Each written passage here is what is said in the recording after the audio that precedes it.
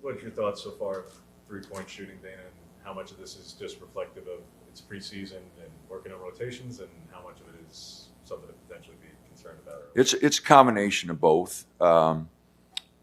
We haven't shot the ball well because we haven't taken good ones, and part of it we're not getting any in transition.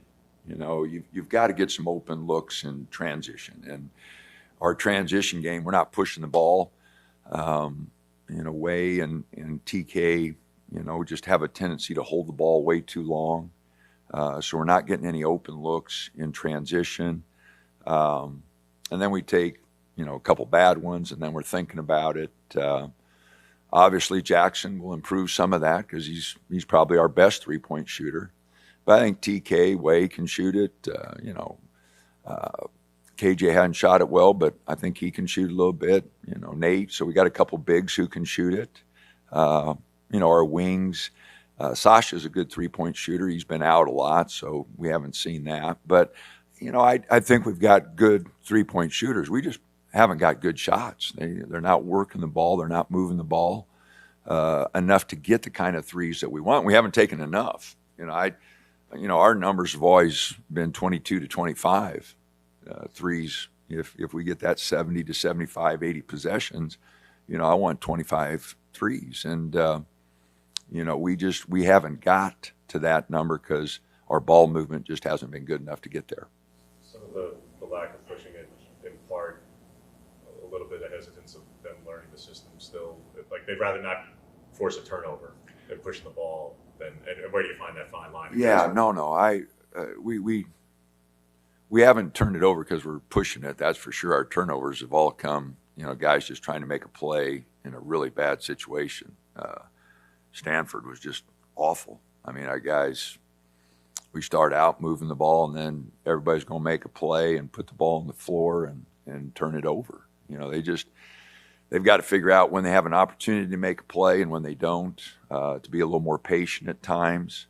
But again, that's just no experienced guards and so many new guys just working together. It is going to take a while for us to look like we know what we're doing offensively. It's going to be a work in progress. And I told the guys, it's not like turning on a light switch. These things aren't going to all get it worked out in a day or a week. It's a long process, but we got to start making some progress in that regard. When to take shots, when to attack, getting a feel for each other when they might have an opportunity to make a play. Last week, just the biggest focus that you were emphasizing was just defense. Did you see the team take many steps forward in the Stanford exhibition with that defense? And how much more is it going to be an emphasis throughout the preseason still? No, our activity at Stanford was not good. We were stuck in the mud all day. We had a pretty tough week of practice after the Utah game because we wanted to push forward a little bit. But we had not much energy and didn't bounce around, not a lot of deflections. We were kind of stuck in the mud. So, I'm not sure what the reason was for that, but it was not a good performance. I was very disappointed in the way we played.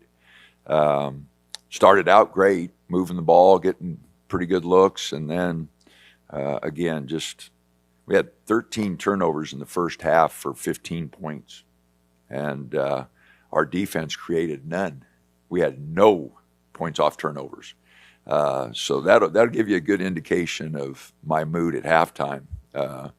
We had just turned the ball over 13 times, and we weren't creating any turnovers because of our lack of activity. Update on Jackson's availability for this week or next week? Well, he sees the doctor tomorrow. So hopefully we'll get good news there. We had good news a couple weeks ago when he went in, but his next appointment is tomorrow. So whatever the doctors say, is what we'll proceed with. But it is pretty close to 5 weeks. They gave us 4 to 6 weeks, which always looks like 6 here. But, we'll see, what we go with. But the doctor will make a decision tomorrow on how much longer it's going to be. You say he sees, is there a chance when he sees the Dodger tomorrow, they clear him to play tomorrow night? Oh, I don't know about that. I'm sure she'll give us a timeline on, if he's ready to go, not ready to go. But I'm just, like I said, not planning on it, just waiting to see what she says. He's done a great job of staying in shape. He's been doing a lot of running. He was in great shape 5 weeks ago when he went down, which he was probably our best conditioned guy, and which is a little easier when you're a little smaller like that.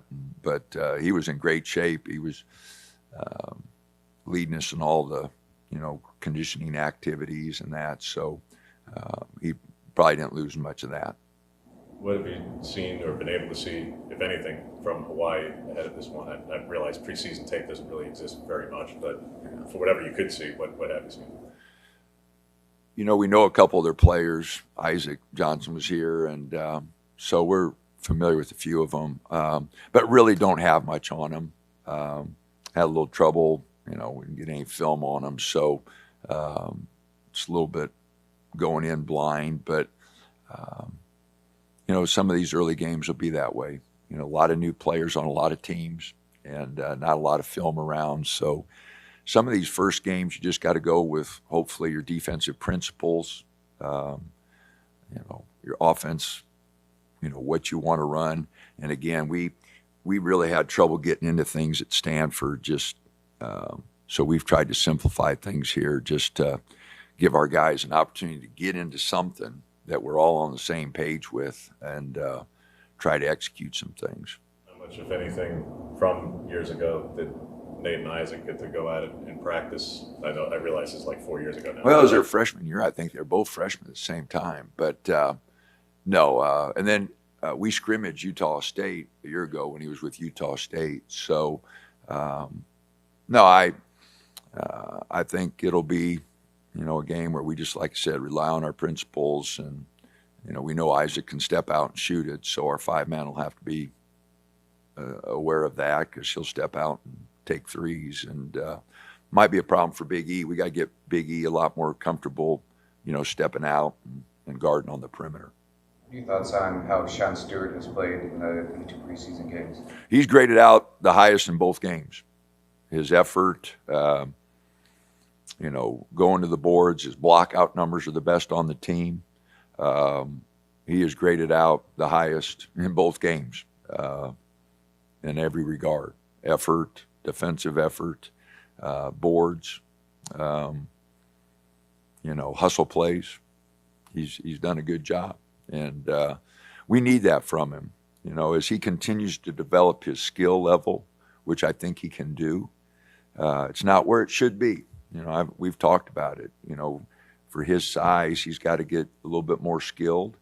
But I think we can develop that because what he's really good at is energy and playing hard and going to the boards. And that's something, a guy should be really proud of. Arslan Kasemi, I go back, Jordan Bell, those are energy guys who just played really hard and made us a team.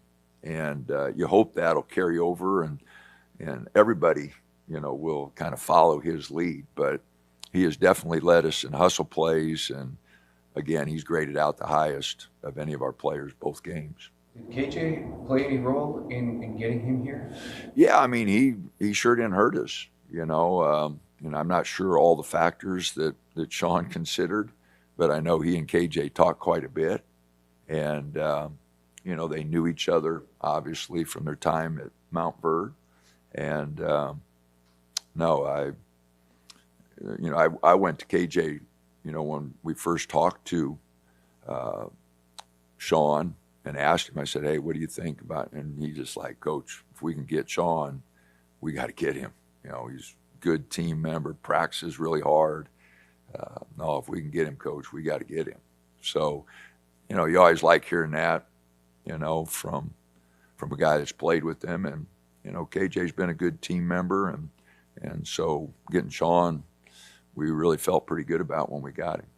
What's a realistic goal for KJ on the perimeter, Dan? I know you always want everybody to 35, and he mentioned 35, but that's lofty. So what's a realistic number for him to aim for in terms of perimeter shooting? Well, I'd like to see him get to 35. I think that's a reasonable number for him. I mean, I don't think he's going to, just drastically jump to 40, but I think 35 is a realistic number. I think he's got to be a lot more selective. I mean, he took 5 the other day. 2 of them he shouldn't have taken, So he goes 1 for 3. That's a little different number, than 1 for 5. So he's got to be a lot more selective. He doesn't need to take 5 a game. He needs to keep that number, realistic. He needs to get to the basket more. He needs to get to the free throw line. We're not shooting enough free throws. We have too many guys picking and popping and picking and going to the perimeter. We need to get the ball inside. We need to get to the free throw line. Stanford just killed us at the free throw line. They were more aggressive. They were more physical inside. And they got to the free throw line a heck of a lot more than we did. And so, we need to go to the basket, need to play off 2 feet. We need to get to the free throw line a lot more. How much tighter do you think the rotations are going to start to become, not just tomorrow night, but over the first 3 games in particular? How much do you want to experiment versus how much do you want to whittle this down? No, there's nothing right now. We got a long way to go before we really, lock into that. We've got the 4 games before we go to Vegas. Then we got 3 games in 3 nights, which, thank God we got a couple weeks yet to get ready for those. And I hate to make excuses, but with our school system on the quarter system, we get started so much later. We can't start till September 15th with our workouts, where all the semester schools are going second week in August. They get a 3 or 4 week start on us, which I don't know why the NCAA, doesn't give us, September 1 to start working. It's a bad rule. We've applied a couple times. We're going to apply again. I've talked to other quarter schools. There's just no sense in our guys not getting an opportunity, especially when we're starting practice. So September 15th, and then we could have started practice the following week. And, how do you get your guys in shape to start practice in 1 week? It's just a bad rule. It's a bad rule. And the quarter system, schools, and there's not many of us, so the NCAA doesn't pay attention to us. They don't care. But it's a bad rule, and it should be changed. And but, like I said, that's just an excuse. We got to get in better shape. We got to get, but we always feel like we're a couple weeks behind early because, we just don't have that time to get guys in shape and get our stuff in. So, again, we've got some catching up to do, and we're not where we should be at this date. That is for sure.